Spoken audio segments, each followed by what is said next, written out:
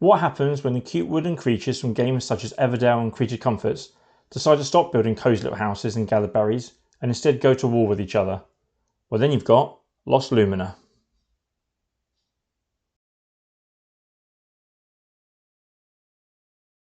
In this 2-player only area control game, you and your opponent will use your meeples and your hand of cards to control regions on the forest map. To begin the game, there's a drafting phase. You'll draft 2 cards, keep 1 and pass the other to your opponent. Do this 5 times and you'll each begin the game with a hand of 10 cards. A small number of meeples are placed out into different areas of the board and then you're ready to begin. The board itself is divided into 3 regions and each region has 3 areas, so there's 9 areas on the board in total. On a turn, the active player will select a card from their hand and then use the available action points from that card to place and manoeuvre their meeples on the board. One action point lets you put 1 meeple from your supply onto an area you already have meeples, or you can use an action point to move any number of meeples from one area into another. This can be into an area you already control, or into an area that the enemy faction has control of. Once the active player has used up all their action points, they will look at the board to see if any of their meeples are in areas that also contain their opponent's meeples. And if that happens, then there's a battle. The battles in Lost Lumina will have 3 factors for you to consider. The first is the card you select. Each card has an attack value in the top left hand corner and an attack ability at the bottom of the card. So choose wisely. Next up is the amount of meeples in the area. Each player will get an attack point for each meeple in that area. So the more in the battle, the more points you're going to get to. And then finally, each meeple also represents a dice. So the more meeples you get, the more dice you can roll. Once you've revealed your cards and rolled the necessary dice, add the attack value from the card, add the number of the highest die you rolled, and then add the number of meeples in that area. That's your total attack value. After that, check any abilities that might change the outcome of the battle, and the person with the highest number wins the fight. The loser gets out of there. And so you'll go, taking turns back and forth until one of 2 win conditions is triggered. If a player has no more meeples left on the forest map, the opponent wins. Or if you both run out of cards in your hand, you'll then count up the meeples on the forest map to get your final score. Each meeple is normally worth 1 point, but if you control 2 areas of the 3 in a region, each meeple in that region is worth 2 points instead. Person with the most points is the winner.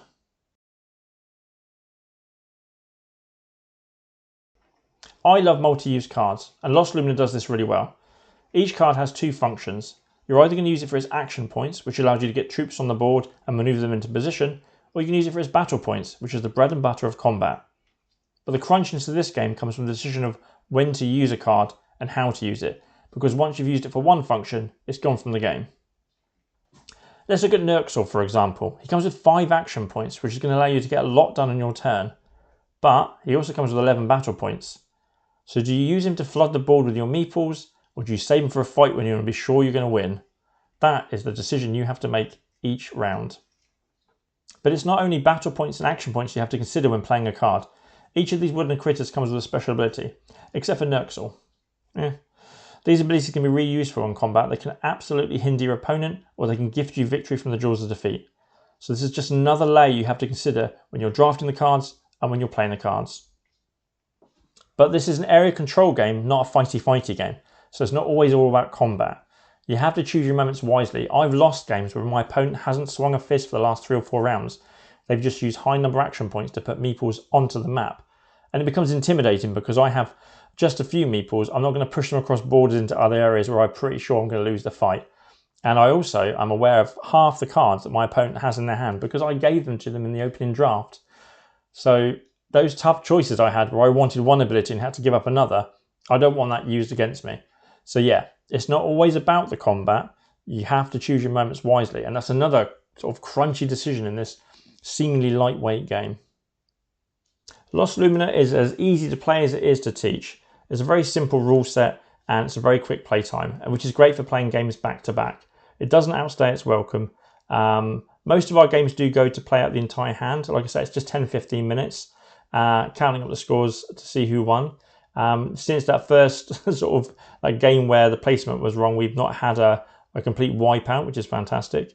But yeah, it's a nice, quick and easy one to pull off. Small box game. And as a 2-player area control game, it works really, really well. The components for the game are really good too. The nice sparkly dice, the differences in the wooden meeples, so you're never confused about where you are on the board, and the artwork on the cards. It does have that Everdell vibe, but with weaponry and aggressive looks. I really like it. The cards are also very clear with their abilities on the bottom, but if you're ever unsure, the rulebook has higher explanations, more detailed explanations in there, so that you're never confused about what a card can do. If you don't like luck and dice deciding your battles, Lost Lumina might not be for you.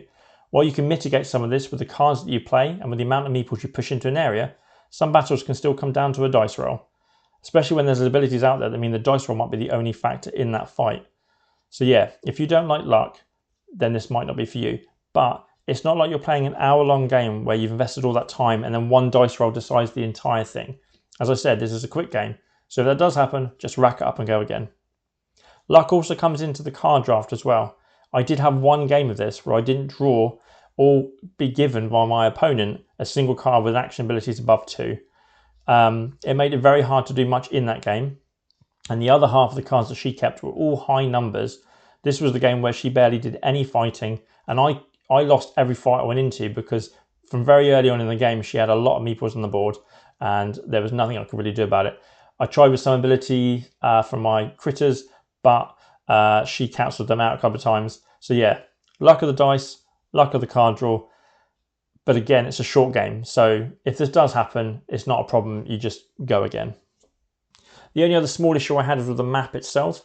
I can see they've done the artwork to break up a bit easier to see the regions, so there's like a dark forest region and a lighter mountainous region, but some of the borders between the areas were a bit hard to see, they were obscured by the artwork. I also found some of the areas and regions were just oddly shaped that made it slightly difficult to see that the borders were where they were. And there's an area on the sort of left-hand side that's a bit confusing because it's part of a lower area sticking up into between two regions. It's mostly a me thing, but I just found the map sometimes harder to read, especially once you've got all the meeples on there as well and you lose track of some of the white lines. So maybe the map could have been done a little bit better, maybe it could have been done a little bit bigger, I don't know, but yeah.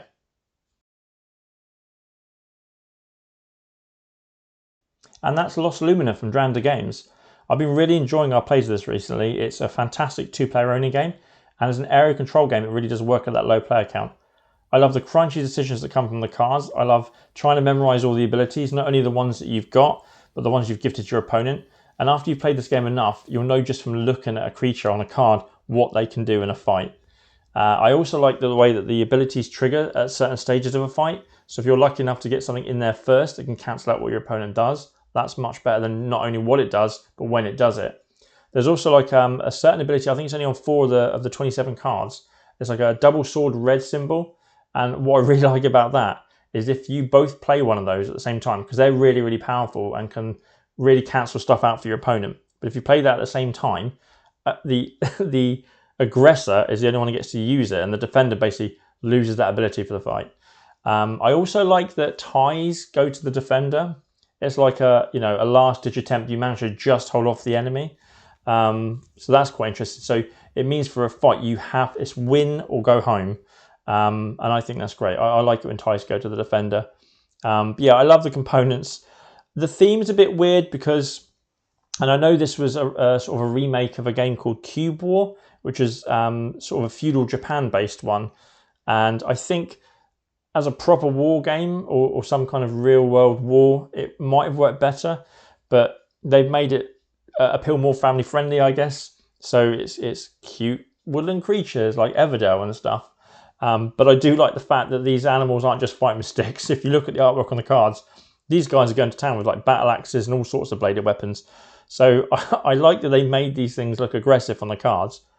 But yeah, and also the theme comes across a bit weird because the plot seems to be that there's something bad in the forest and one army is fighting the other one for the right to do something about it. I feel like they should have either just worked together or had a territorial conflict to be going after. It is area control after all.